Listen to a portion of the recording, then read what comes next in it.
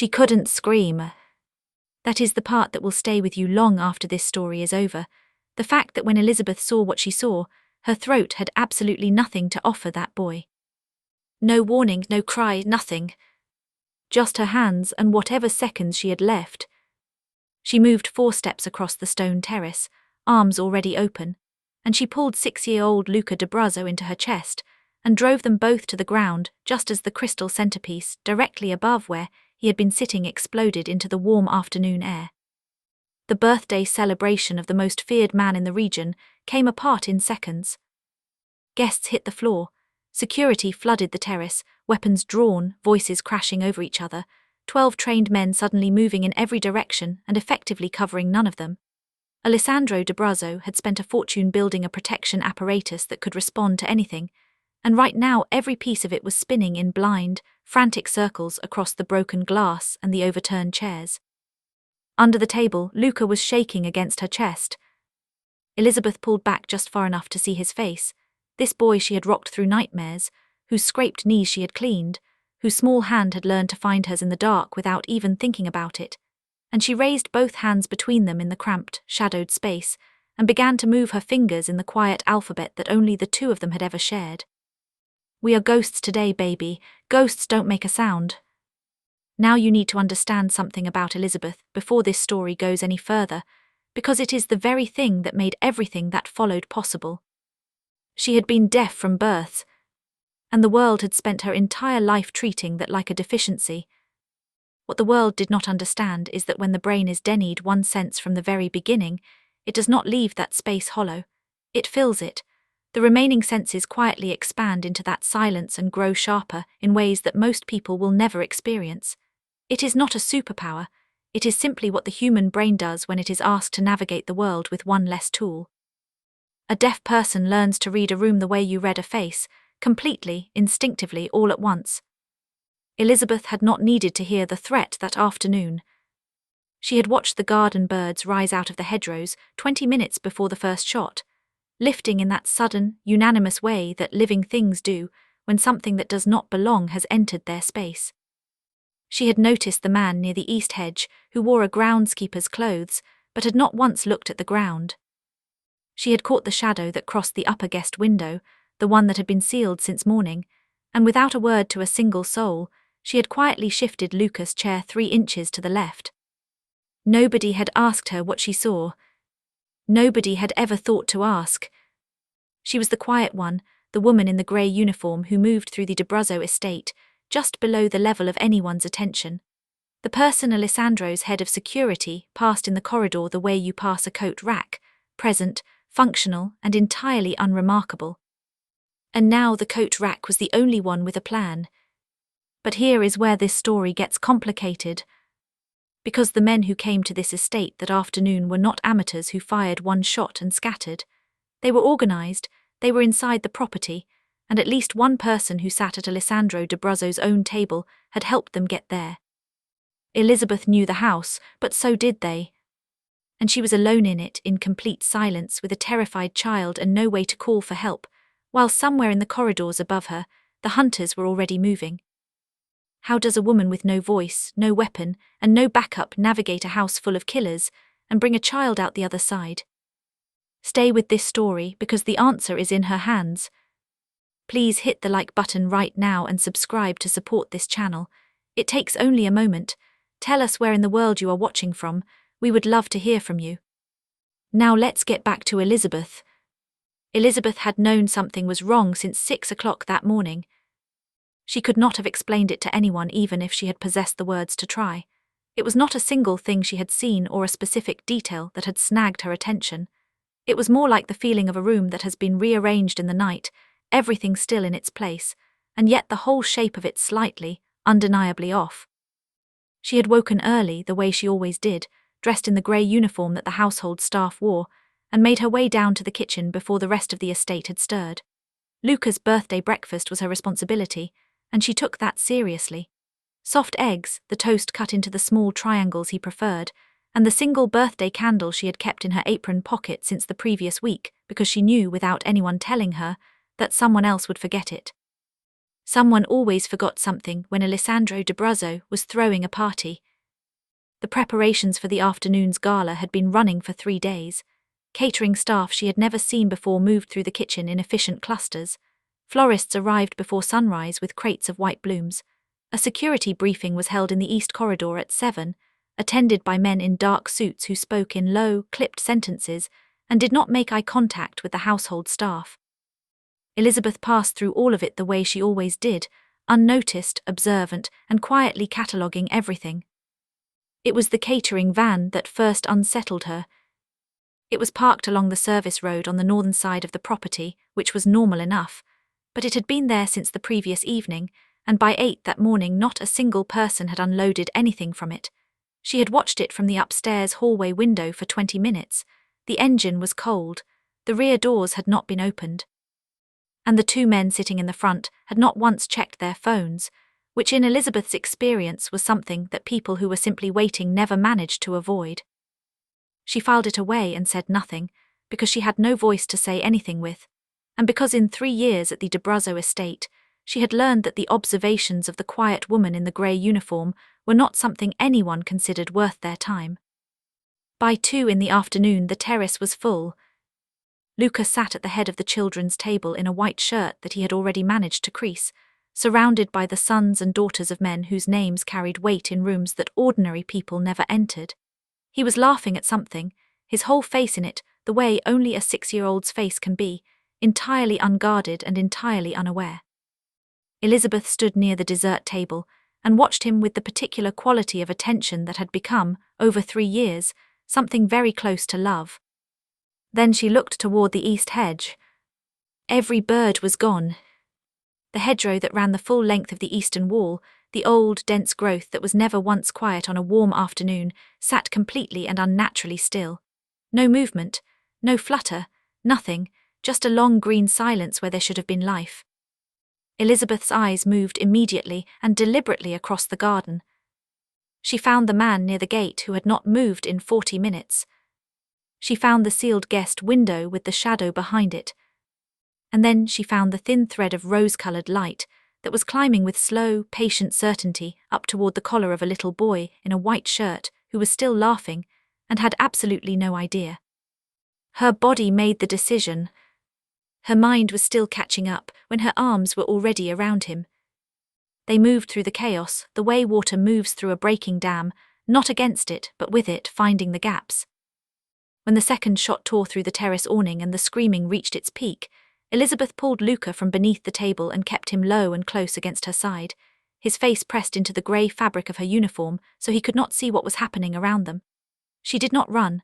Running attracts eyes, and there were eyes everywhere, some belonging to the security team, and some, she was becoming increasingly certain, belonging to people who were not on Alessandro de Bruzzo's payroll.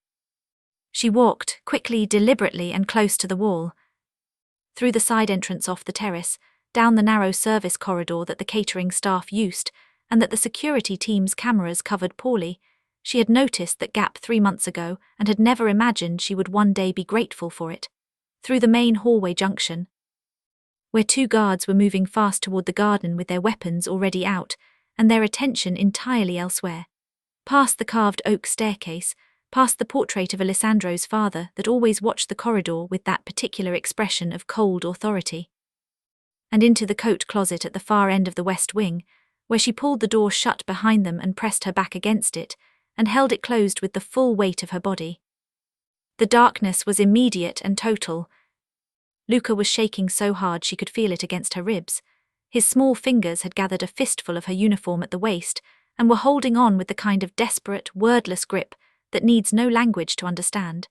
He was trying very hard not to cry out loud, and the effort of it was moving through his whole body in waves. Elizabeth waited until her own breathing had steadied.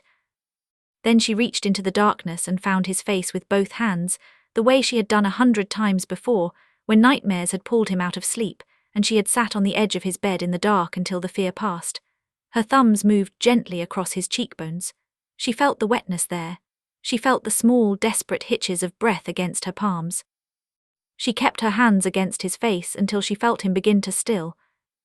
Then she drew back, created a few inches of space between them and tapped his knee twice, Their signal, the one that meant look at my hands, I need to tell you something important. Even in near-total darkness, with only the thin thread of light running beneath the closet door, Luca's eyes found her hands. She signed slowly and clearly, making each shape deliberate, making sure he could read every word. We are ghosts today, baby. He watched her hands with enormous, glistening eyes. And ghosts don't make a sound. A single tear ran down his face, but he nodded. Here is something worth knowing about sign language that most people outside the deaf community have never considered. It is not simply spoken language translated into hand shapes. It is its own complete system, with its own grammar, its own rhythm, and its own emotional register. Research has shown that children who learn sign language alongside spoken language in their early years develop stronger spatial reasoning and faster pattern recognition than children who learn spoken language alone.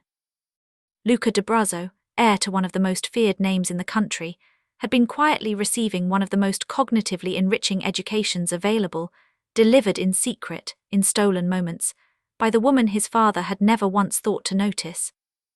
Right now, that education was the only thing standing between him and the men working their way through the estate. Outside the closet door, the sound of heavy boots moved down the corridor and stopped. Elizabeth's hand found Luca's in the dark. Neither of them moved. The boots stopped directly outside the closet door. Elizabeth counted the seconds the way she had learned to count everything, not in sound, but in the physical rhythm of her own heartbeat. 1, 2, 3. She felt Luca's fingers tighten around hers in the dark, his small body coiled against her side like a spring that desperately wanted to release itself. She pressed her thumb firmly into his palm, their signal for hold, the one she had taught him during what he had always believed was a game. It had never been a game. She had been preparing him for exactly this, without either of them knowing it at the time. The boots shifted. A radio crackled somewhere close. She felt the vibration of it rather than heard it, a low-frequency tremor that moved through the wooden door and into her spine. Then the footsteps continued down the corridor and faded, and Elizabeth allowed herself one slow, controlled breath before she began to think about what came next. The coat closet was safety, but it was also a trap. One entrance, no exits, and if those boots came back with more behind them, there would be nowhere left to go.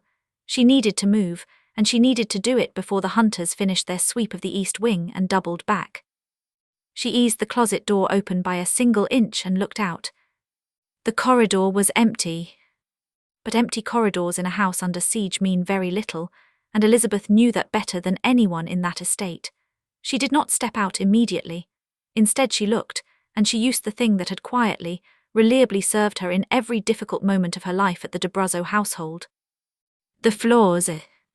Alessandro D'Abrazo had spared no expense on the interior of his estate, and one of the more particular results of that spending was the polished marble that ran the full length of every major corridor on the ground floor.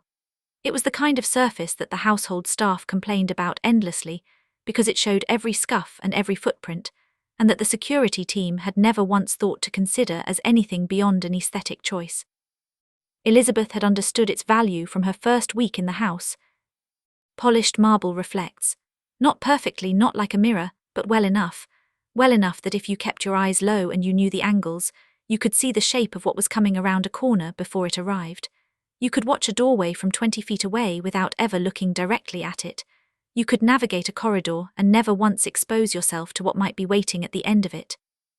She had spent 3 years learning every reflection point in that house the way a pianist learns keys, by feel, by repetition, by a devotion that looked like nothing from the outside. She took Luca's hand, kept him directly behind her, and they moved. Past the junction at the end of the west wing, where the large gilt-framed mirror above the console table showed her a clear image of the hallway beyond, empty. Through the arched passage near the library, where the polished brass of the wall sconces threw back a warped but readable picture of the corridor to the left, one figure, far end, moving away. She waited until he had rounded the corner. Then she moved again, fast and low, Luca matching her pace with a concentration that made her chest ache, this 6-year-old boy treating the worst night of his life like the game she had always pretended it was. They were 4 rooms from the east stairwell when Elizabeth looked down at the marble floor and saw something that stopped her cold. 2 shadows, coming from opposite directions. They were already surrounded. Two shadows opposite directions, closing. Elizabeth's eyes dropped to the marble floor and read the geometry of it in less than a second. The angle of the shadows, the speed of approach, the distance she had left to work with. There was a service door 3 feet to her right, the kind that blends into the wall paneling and goes unnoticed by people who have never had reason to pay attention to how a house is actually held together. She had noticed it on her 4th day in the estate. She moved Luca through it without a sound, eased it shut behind them, and they stood together in the narrow maintenance passage that ran between the walls of the ground floor like the hidden skeleton of the building, low light, bare stone, the smell of old pipe work and dust. Luca looked up at her with eyes that asked the question his mouth knew better than to voice. She signed one word, wait. Through the thin wall beside them, she felt the vibration of footsteps converging in the corridor outside. 2 sets, they slowed, stopped, and then something happened that Elizabeth had not anticipated and would not easily forget. A voice. She could not hear it, but she felt the particular, sustained vibration of conversation, low, unhurried, the cadence of 2 people exchanging information rather than hunting through a building. She pressed her palm flat against the wall and read the rhythm of it. This was not the sharp, staccato pattern of men coordinating a search. This was something else entirely. She found the ventilation grill at eye level, wiped the dust from it carefully with the flat of her sleeve and looked through. Marcus Hale stood in the corridor with his jacket open and his earpiece removed and held loosely in one hand. He was Alessandro de Bruzzo's head of security, 15 years in the post, the man Alessandro had once described in an overheard conversation as the only person inside these walls whose judgment he trusted without reservation. He was tall, composed, and completely at ease in a way that no man should have been able to manage in a house that was actively under attack. Beside him stood someone Elizabeth recognized from the catering team, the same van, the same still, watchful quality she had clocked from the upstairs window that morning. They were not arguing, they were not tense. Marcus Hale was speaking in the measured, almost administrative tone of a man reviewing a plan, rather than responding to a crisis, and the man beside him was nodding with the quiet attentiveness of someone receiving final instructions. Elizabeth watched Marcus raise 3 fingers, then point toward the east stairwell, then gesture in the unmistakable shape of a child's height with one flat lowered hand. Her blood went cold. She had heard the expression her entire life, read it in books and watched it register on other people's faces, and she had always considered it figurative. Standing in that passage with her hand against the wall and her eye at the grill, she understood for the first time that it was not figurative at all. The cold moved through her like something physical, starting at the base of her spine and climbing. The ears of the house had turned. Every code, every camera blind spot, every contingency protocol, Marcus Hale knew all of it, had designed most of it, and had handed every piece of it to the people who had come here tonight to make sure Luca de Bruzzo did not reach his 7th birthday. She pulled back from the grill and looked down at Luca. He had seen nothing. He was watching her face instead, reading it with the careful attention of a child who has learned that the face of the person he trusts most is the most reliable source of truth available to him. She could not let him read what was in it right now. She smoothed her expression, took his hand, and began moving deeper into the passage. The east stairwell was no longer an option. They were going to have to find another way.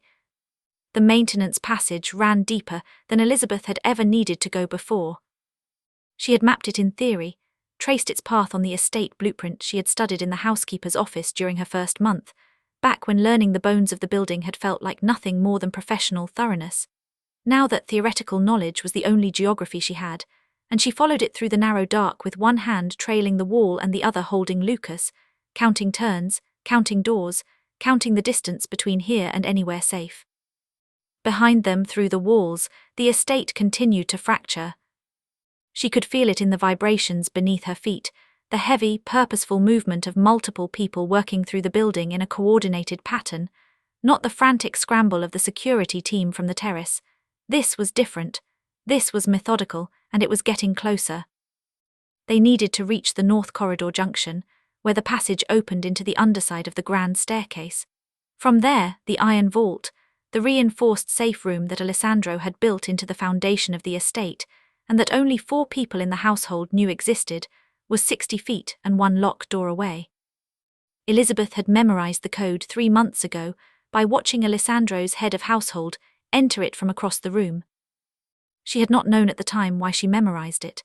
She had simply seen it, retained it, and filed it away, the way she filed everything away, because the world had taught her early that information gathered quietly and held patiently has a way of becoming exactly what you need at the moment you need it most. They were moving well. Luca was holding together with a steadiness that made her fiercely, painfully proud of him. And then a rat crossed the passage directly in front of his feet. It happened in the space of a single heartbeat, the small dark shape shooting across the floor, Luca's body recoiling from it violently, and the sharp involuntary sound that left his throat before he could stop it. Not a scream, barely more than a gasp, but in the dense, concentrated silence of that passage it was enormous, and the sound of it hit Elizabeth like a physical blow. She spun and covered his mouth with her palm in the same motion. But it was already out there. Through the wall to their left, the footsteps that had been moving in a steady, parallel pattern stopped. Elizabeth pressed her back against the wall and pulled Luca against her chest and did not breathe. She felt him trembling, not the sustained, endurable shaking from earlier, but something sharper and more dangerous, the specific trembling of a child who is about to lose the fragile grip he has been keeping on his own composure. His breathing was coming in quick, shallow pulls against her palm. His fingers had gone rigid. He was seconds from breaking. She did the only thing she knew would reach him.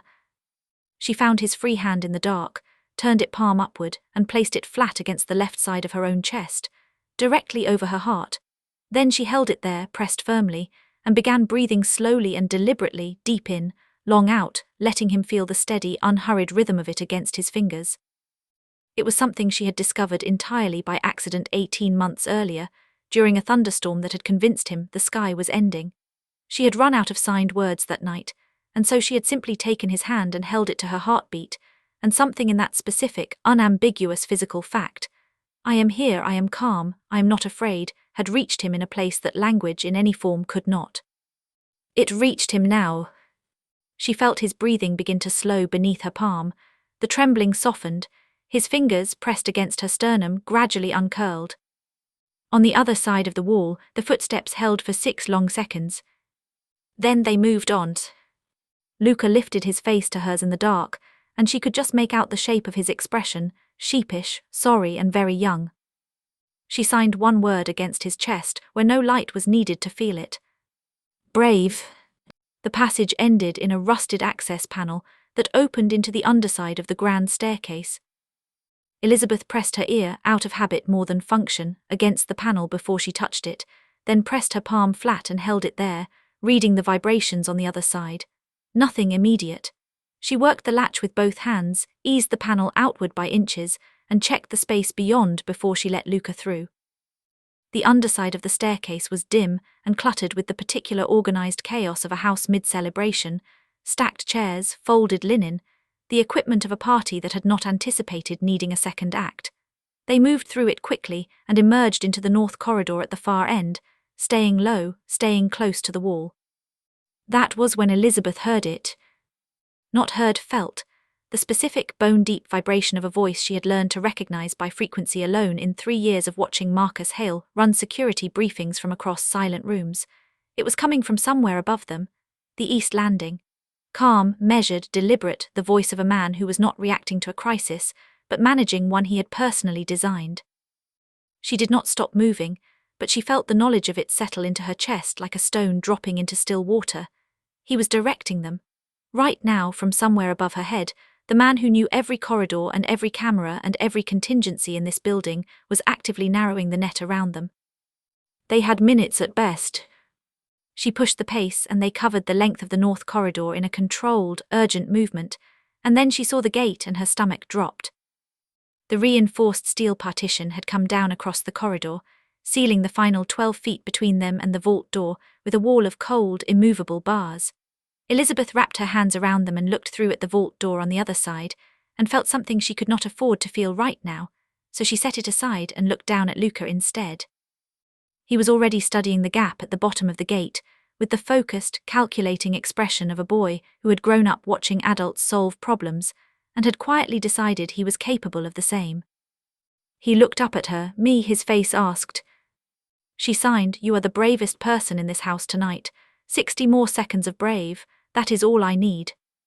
He nodded once, the way his father nodded, with a finality that did not leave room for negotiation, and lowered himself to the floor. She guided him through the gap with her hands pressed against the bars, watching his small frame scrape across the marble until he stood on the other side, tidied his shirt with an instinctive composure that she would think about long after this night, and turned to face her. She began signing the directions to the release panel when the floor vibrated beneath her feet. Footsteps, north corridor, east entrance, one set, heavy, purposeful. "Marcus." She changed the signs immediately, faster now, sharper, cutting the instructions to their bare bones because there was no longer time for anything else. She directed Luca's eyes to the motion sensor on the wall between him and the panel, signed the path around it in 4 tight movements: wall, low, slow, panel, and watched him read each shape and drop without hesitation to his hands and knees. The footsteps were rounding the corner. Luca reached the panel, pulled it open, and looked back at her with fingers poised and waiting. She held up 4 fingers, signed the sequence. He punched it in. The gate shuddered upward. The figure at the end of the corridor broke into a run. Elizabeth reached through the rising bars, pulled Luca toward her by the arm, and they cleared it together and hit the vault door at a dead sprint, just as the gate came back down behind them with a resonant, final clang that rang through the entire corridor. On the other side of it, the footsteps stopped. Elizabeth entered the vault code with hands that were not quite steady, heard the mechanism turn, and pushed Luca through the door ahead of her. Then she turned. Through the bars of the gate in the dim corridor light, Marcus Hale stood watching her with an expression that was not anger, and was not surprise, and was somehow worse than either. It was recognition. He had not known it was her until this moment. And now that he did, he raised the radio to his mouth. Elizabeth pulled the vault door shut. The vault was small, cold, and smelled of concrete and iron. Elizabeth stood with her back against the door and let her eyes adjust to the dim emergency lighting, a single strip of pale yellow running along the base of the wall, enough to see by, not enough to feel safe in. The room was roughly the size of a large wardrobe, one reinforced door, no windows, shelving along 2 walls holding emergency supplies, a first aid kit, and a radio unit that she reached for immediately. It was dead. She turned it over in her hands and found the answer quickly enough. The internal battery had been removed, cleanly, deliberately, recently. The slot where it should have sat was empty and dust-free. Marcus had been here before them. She set the radio down carefully, the way you set something down when throwing it would be a luxury you cannot afford, and turned to look at the room with fresh eyes, not as a refuge now, but as what it had just become. A box. Luca was watching her from the corner, knees pulled to his chest, his back against the supply shelving. He had stopped shaking. In its place had settled something quieter and in some ways harder to witness, the particular stillness of a child who has decided that being frightened is no longer useful and is doing his level best to be something else instead. He was 6 years old. Elizabeth crouched in front of him and pressed her palm briefly to his cheek, then stood and began moving along the walls with her hands running across the surface of them, pressing, testing, feeling for the thing she had noted on the estate blueprint 3 years ago and had hoped she would never need. She found it behind the lower shelf on the north wall, a crawlspace access panel, roughly 2 feet square, built into the foundation as a secondary emergency exit that fed into the drainage channel running beneath the estate's east garden. It was not on any of the security team's operational maps. It was an architect's afterthought, added during the original construction, and never updated into the digital systems that Marcus Hale had spent 15 years learning and had spent tonight dismantling. She pulled the shelf aside, worked the panel open and looked in. It was tight, dark, and it smelled of earth and old water. It was also, without question, large enough for a small boy and completely inaccessible to a grown adult trying to follow him. She turned to Luca and signed with the steady, unambiguous clarity she reserved for the things that were not negotiable. You are going in, you are going to keep moving forward, and you are not going to stop for anything. The panel at the other end opens into the east garden. You stay low in the garden and you do not come back inside. Do you understand me? His face crumpled. He understood her perfectly, which was exactly the problem. He signed back with shaking hands, "Come with me," and the simplicity of it, 3 small words, nearly undid her completely. She took both his hands in hers and held them still for a moment. Then she signed the last thing she would say to him inside that room. "I will find you, I promise, but right now you are the most important person in this building and I need you moving." He held her gaze for 3 long seconds. Then he turned and went into the crawl space without looking back, because he was his father's son and looking back would have made it harder, and he seemed to understand that too. Elizabeth replaced the shelf panel, stood up and crossed to the vault door. Outside she could hear nothing, but she could feel the vibration of multiple footsteps in the corridor, close, converging, unhurried in the way that people move when they believe their target has nowhere left to go. She checked the first aid kit, pocketed the gauze and gripped the door handle. Then she pushed it open and stepped out into the corridor. She made it 4 steps before the shot came, a sharp, burning tear across her left shoulder that spun her sideways into the wall.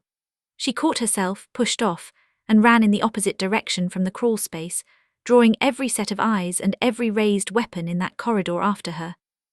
Away from Luca. Away from the East Garden. Away from the only exit that Marcus had not yet thought to close. She ran until the corridor opened into the rear entrance hall, burst through the external door, and came out into the cold night air of the west courtyard with her shoulder bleeding through her uniform and her lungs burning and her legs still moving, because stopping was not something she was prepared to do yet. She pressed her back against the outer wall of the estate, chest heaving, and looked up at the sky the way people do when they are checking whether they are still alive and are surprised to find that they are. From somewhere beyond the East Garden wall, she heard nothing. But she held on to the fact that she had heard nothing, no alarm, no shout, no indication that anyone had found the crawl space, and she let that silence be enough. Then the front gates of the D'Abruzzo estate blew open. 3 black vehicles came through at speed, headlights cutting hard across the smoke-damaged terrace and the broken glass, and the ruin of a birthday celebration that had become something else entirely. The lead vehicle stopped. A door opened, and Alessandro D'Abruzzo stepped out into the wreckage of his own home with an expression that was beyond anger, the particular, terrible stillness of a man whose worst fear has already arrived and is now simply waiting to show him its full shape. His eyes swept the courtyard. They found Elizabeth last. Alessandro D'Abruzzo was not a man who showed what he felt. In 30 years of operating in spaces where weakness was a currency that bought you a grave, he had cultivated an expression that gave nothing away, not fear, not grief, not rage.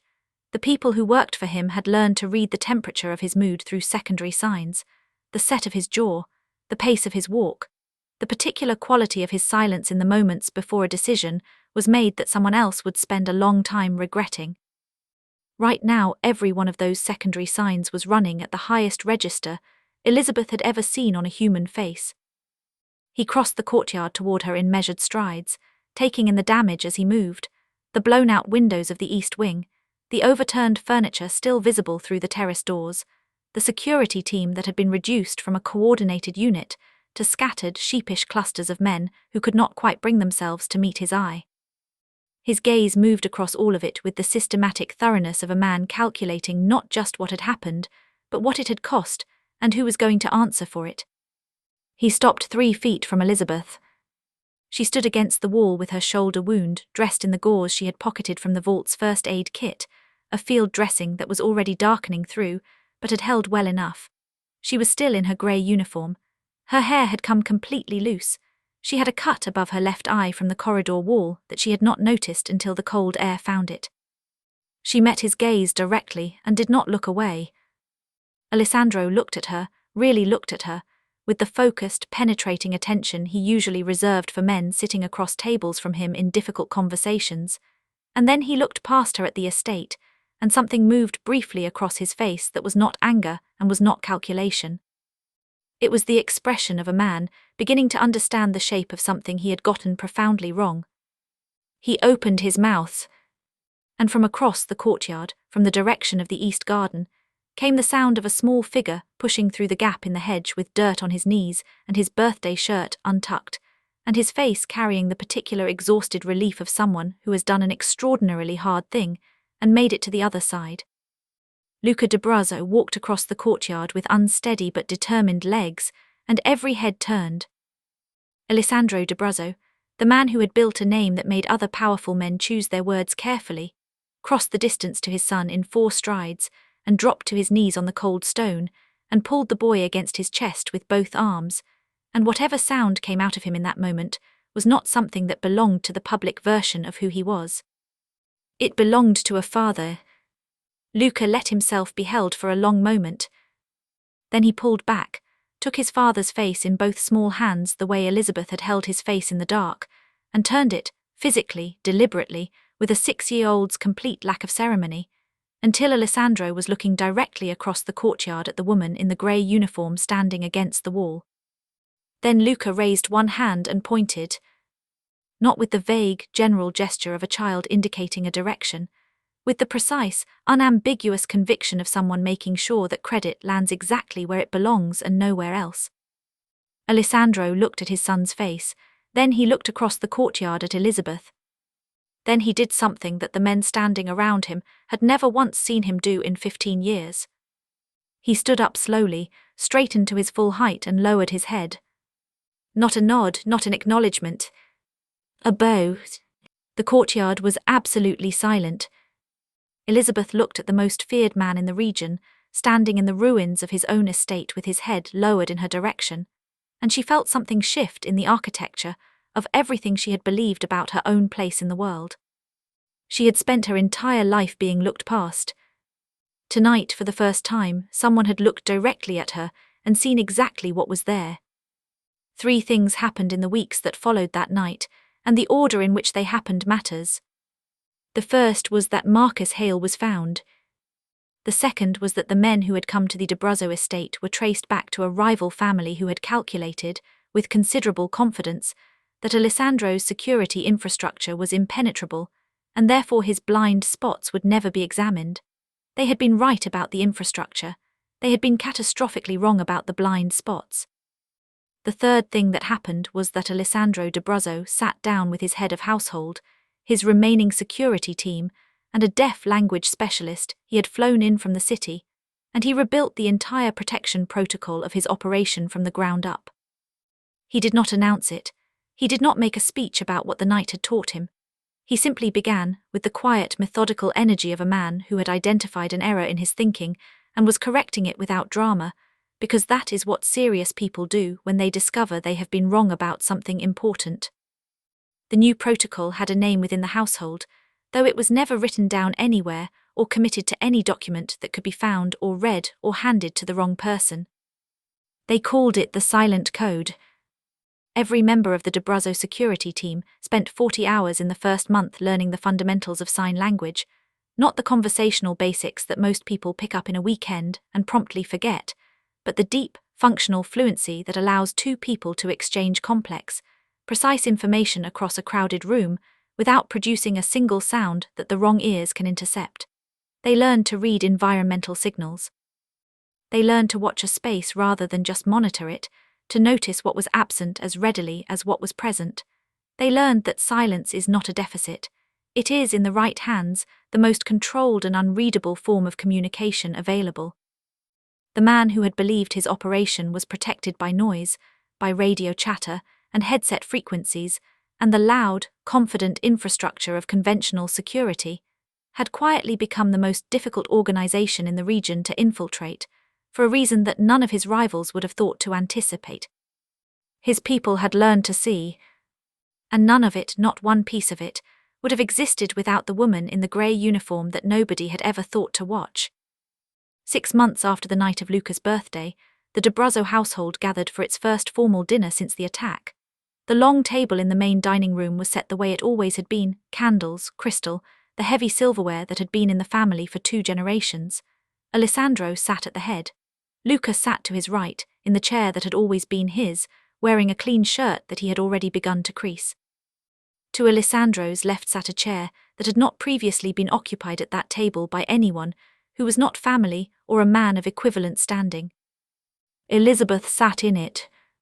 Not as a gesture, not as a symbolic act performed once for the benefit of the room and quietly reversed by the following week. She sat in it because Alessandro had placed it there himself, and because the conversation that had passed between them in the week since that night, conducted entirely in the language she had spent her life speaking and he had spent the last 6 months learning, had fundamentally rearranged his understanding of what strength looked like and where it was most likely to be found. Luca caught her eye across the table. He raised both hands just above the tablecloth, low enough that only she could see, and signed 3 words with the small, unhurried confidence of a boy who had learned in a coat closet in the dark that the most important things do not require a voice to be heard. Our secret language. Elizabeth looked at this child, this small, impossible, brave child who had crawled through the dark on his hands and knees and trusted her completely and come out the other side. And for the first time in a very long while, she smiled without reservation. She signed back. Not a secret anymore. If Elizabeth's story moved you the way it moved us in the telling of it, take a moment before you leave and let us know in the comments which part of this story stopped you cold. Was it the moment she swept Luca under that table without a single word? Was it the heartbeat touch in the dark? Or was it the bow? Stories like this one exist because you keep showing up for them, and every like, every comment, and every subscription tells us that this kind of storytelling is worth continuing.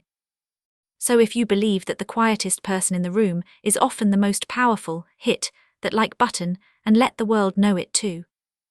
Subscribe so you never miss what comes next, and turn on your notifications because the next story we have lined up is going to make this one feel like a warm-up. We will see you there.